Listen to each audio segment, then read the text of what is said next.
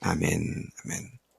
어제 말씀에서 이스마엘이 바벨론 왕이 총독으로 세운 그다랴를 살해하고 심지어 바벨론 군인을 죽인 사건 때문에 비록 요하난이 다시 그를 공격해서 그를 처치했음에도 불구하고 바벨론 군인을 죽인 그 사실 때문에 요하난이 두려워했습니다. 반드시 보복이 있을 것이라는 것을 예상했기 때문이죠. 요하난과 그 일당들은 그들이 입게 될 화를 면하기 위하여 애굽으로 주랭랑을 치기로 결단을 했습니다. 그리고는 예루살렘에서부터 베들레헴까지 내려가 있었습니다. 예루살렘에서 베들레헴은 남서쪽으로 한 6km 정도 떨어져 있는 곳인데 이제 그곳까지 내려갔습니다. 오늘 말씀은 그 다음부터 시작되는데요. 그곳에서 모든 군대 지휘관과 그들의 수장격이었던 요하난이 군대 장관 여사냐와 함께 그리고 백성의 낮은 자로부터 높은 자까지 다 선지자 예레미야에게 나와 다음과 같이 탄원을 합니다. 어떤 탄원을 하느냐?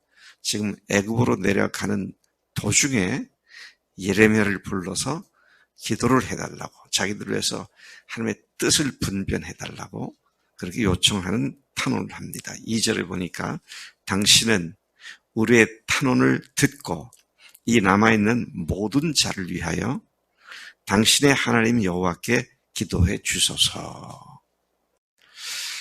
당신이 본 바와 같이 우리는 많은 사람 중에서 남은 적은 무리이니 3절 당신의 하나님 여호와께서 우리가 마땅히 갈 길과 할 일을 보여주시기를 원합니다. 상당히 오랜만에 순한 양 같은 백성들이 돼서 기도를 요청하는 이런 모습을 보게 됩니다. 이런 이야기를 들은 예레미야는 마음이 굉장히 기뻤을 것 같아요. 오랜만에 정신 차렸나 보다. 이제 좀 뭐가 될 것 같다. 그런 기대를 했을 것 같습니다. 여러분 중에 누가 목사님 그동안 그렇게 반복해서 간증스럽고 새벽 기도로 나오라고 그랬는데 이제는 그렇게 하겠습니다. 그러면 제가 어떻게 했어요? 와, 이제 뭐가 좀 될 것 같다. 그럴 것 같아. 이 사람들이 그렇게 지금 한 겁니다. 4절에 예레미야가 그들에게 대답을 합니다. 제가 직접 그냥 인용을 합니다. 내가 너희 말을 들었은즉 너희 말대로 너희 하나님 여호와께 기도하고 무릇 여호와께서 너에게 응답하시는 것을 숨김없이 너에게 말하겠다. 참 그냥 그래 좋다. 내가 기도하고 하나님께서 말씀하신 대로 너희들에게 전해주겠다. 자, 그들이 그러니까 이제 다들 합니다. 백성들이 그 말을 듣고 얘기를 합니다. 우리가 당신의 하나님 여호와께서 당신을 보내주셔서 우리에게 해주시는 모든 말씀대로 행할 것입니다. 네, 기도해 주시면 우리가 하나님 말씀을 들으시면 그대로 하겠습니다. 여호와께서는 우리 가운데 진실하고 성실한 증인이 되주시기를 바랍니다. 당신과 나 사이에 우리 사이에 하고 있는 이야기의 증인이 하나님이십니다. 와, 이게 뭐 더 이상 더 좋은 말이 있을 수 없어요. 하나님이 증인이십니다. 조심하셔야 됩니다. 아주 좋은 말, 바람직한 말만 골라 할 때에는 조심해야 돼요. 이게 진실인가 아닌가. 자, 5절 그런 말씀하셨고요. 그들이 계속 6절에서 이렇게 말합니다. 우리가 당신을 우리 하나님 여호와께 보내는 것은 그분의 말씀이 우리에게 좋든 좋지 않든 순종할 것입니다. 당신이 종종 우리 듣기에 거칠은 말도 했는데 거칠은 말이든 좋은 말이든 무슨 말씀인지 듣겠습니다. 우리 하나님께 순종하면 우리에게 복이 있을 줄을 믿습니다. 알기는 참 잘하는 사람들이에요. 순종하면 복이 있다. 이걸 모르지 않고 잘하는 사람들이에요. 제가 약간 이 사람들에 대해서 칭찬보다는 조금 비아냥거린 투 얘기를 하죠. 제가 지금. 내일 말씀 보면 기가 막힌 그들의 진실이 통로가 됩니다. 이렇게 하나님이 당신과 우리 사이의 증인입니다. 좋든 싫든 그대로 하겠습니다. 그랬던 그들이 자기들이 듣고 싶은 얘기를 듣지 않게 되니까 그냥 공격을 해대기 시작하는, 참 인간이 악한 모습을 여기서 다시 또 보게 되는 것이죠. 근데 여기 6절까지 해서 제가 주목되는 표현이 나옵니다. 처음에는 그 백성들이 하나님을 예레미야 당신의 하나님 그렇게 말합니다. 계속 그렇게 말하죠. 2절, 3절, 5절, 그리고 13절까지도 그런 말씀이 나옵니다. 당신의 하나님. 그러자 예레미야는 하나님을 너희 하나님 여호와 그렇게 몇 번을 바꿔 말합니다. 당신의 하나님 여호와라고 하는 그들에게 너희 하나님 여호와 그렇게 말하죠.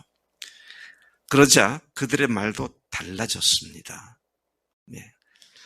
6절에 보니 당신을 우리 하나님 여호와께 보내는 것으로 바뀌었고요. 우리가 우리 하나님 여호와의 목소리를 순종하면 우리에게 복이 있을 것이라고 답을 합니다. 참 사람들에게 어떤 본을 보이느냐가 말부터 달라지게 한다. 그런 생각을 하게 돼요. 처음부터 당신의 하나님 여호와, 당신의 하나님 여호와. 그런데 너희 하나님 여호와, 너희 하나님 여호와. 그러니까 그들도 우리 하나님 여호와. 그렇게 말하는 것을 보게 되죠. 참 크고 작은 표현에 있어서 누가 어떻게 표현하느냐가 많은 사람들에게 영향을 끼칠 수 있다는 사실을 다시 한번 생각해 보게 되는 내용이죠. 7절부터 14절까지에 드디어 하나님의 말씀이 열흘 후에 예레미야에게 임했고 예레미야가 그들에게 가서 하나님의 말씀을 전해주는 일이 기록되어 있습니다. 열흘이 지난 후에 하나님의 말씀이 예레미야에게 임했고 예레미야는 수장격이었던 요하난과 그와 함께 있는 모든 군 지휘관과 높고 낮은 모든 백성을 다 부르고는 그들이 요청한 대로 그들의 간구를 하나님께 아는 것에 대한 하나님의 말씀을 자신이 이해한 말로 한 것이 아니라 직접 인용 형식으로 그들에게 전해줍니다. 하나님이 하신 말씀을 그대로 직접 전해주죠. 10절에 너희가 이 땅에 눌러 앉아 산다면, 이 땅은 유대 땅을 말하는 거죠. 그들의 땅을 얘기하는 겁니다. 그렇게 눌러 앉아 산다면 내가 너희를 헐어버리지 않고 세워주겠다. 너희를 심고 뽑지 않겠다. 이는 내가 너에게 내린 재난에 대하여 뜻을 돌이켰기 때문이다. 그러면 끝난 거잖아요. 하나님께서 뜻을 돌이켰다면 고생 끝입니다. 문제는 다 끝났어요. 11절 여호와의 말씀을 다시 강조하고 예레미야는 계속 전해줍니다. 너희는 너희가 두려워하는 바벨론의 왕을 겁내지 말라. 내가 너희와 함께 있어 너희를 구원하며 그의 손에서 너를 건지리니 두려워하지 말라. 내가 너희를 불쌍히 여기겠고 그도는 바벨론 왕을 얘기하는 겁니다. 그도 너희를 불쌍히 여겨 너희를 너희 본향으로 돌려보내리라. 야, 참 얼마나 복된 말씀하시는지. 애굽으로 가지 마라. 네. 사실은 하나님께서 출애굽을 한 이후에 너희는 다시는 애굽으로 돌아가지 말라는 말씀을 이미 하셨어요. 근데 그들은 하나님의 말씀을 어기고 지금 애굽으로 가겠다고 덤벼들고 그렇게 좀 몇 발자가 가 있는 상태입니다. 이미 발을 그쪽으로 옮겨놓고는 하나님이 말씀하신 대로 가겠습니다. 그렇게 얘기한 거잖아요. 자, 이 상황을 보면은요, 우리는 종종 내가 이렇게 할 거다라고 결정해 놓고는 그 다음에 자기의 생각이나 결정을 하나님께서 정당화시켜 주시기를 바라는 말씀을 기대하고 있습니다. 못됐어요. 아주 못됐어, 인간이. 근데 그게 처음부터 하나님의 말씀과 위배된 건데, 위배된 거를 가지고 하나님께서 인준해 주셔서 자기들의 생각을 정당화시키려고 하는 오늘 이 사람들이 바로 그런 상황에 처해 있는 것을 봅니다. 제가 어제 이 말씀을 묵상하다가요, 그 뒤가 너무 궁금했어.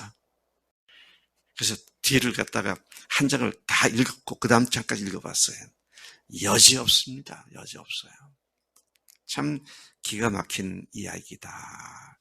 그런 생각을 하지 않을 수 없습니다. 자, 계속해서 너희들이 그 바벨론 왕을 두려워하고 겁내지 말라. 내가 너희와 함께 있어 너희를 구원하며 그의 손에서 너희를 건지리리 두려워하지 말지니라. 나도 너희를 불쌍히 여기겠지만 바벨론 왕도 너희를 불쌍히 여겨서 너희를 너희 본향으로 돌려보내리라. 그러나 만일 너희가 너희 하나님 여호와의 말씀을 복종하지 않고 우리는 이 땅에 살지 않겠다 하며, 아니라 우리는 전쟁도 없고 나팔 소리도 들리지 않고 양식의 궁핍도 없는 애굽 땅에 들어가 살리라 하면 크게 잘못될 것이다. 그렇게 말씀하시죠. 자, 사실 이러한 예레미야를 통해 주신 하나님의 말씀은 그들로 하여금 다른 그 누구나 어떤 나라도 아닌 오직 이제부터는 하나님만을 의지하며 그분의 보호 아래 있을 것을 권고하신 것이었는데, 상황과 형편을 바라보았던 그들에게는 이 말씀이 최선이 아니라 최악이었습니다. 왜요? 여기 그대로 있다가는 완전히 몰살당할 것 같은데, 자기들 생각에는요. 근데 애굽은 전쟁도 없고 그 위급함을 알리는 나팔 소리도 없고 항상 풍부하고 그래야 살 건데, 이런 생각에 사로잡혀 있었던 것을 생각하면 예레미야 이야기는 최악이었던 것이죠. 하나님은 전지전능하신 분이십니다. 그분이 다 아세요. 더더구나 그들을 향한 재앙의 뜻을 돌이키셨다고 하는데, 그래서 우리가 듣고 싶은 얘기를 들으려고 하나님께 기도하는 태도는 버려야 합니다.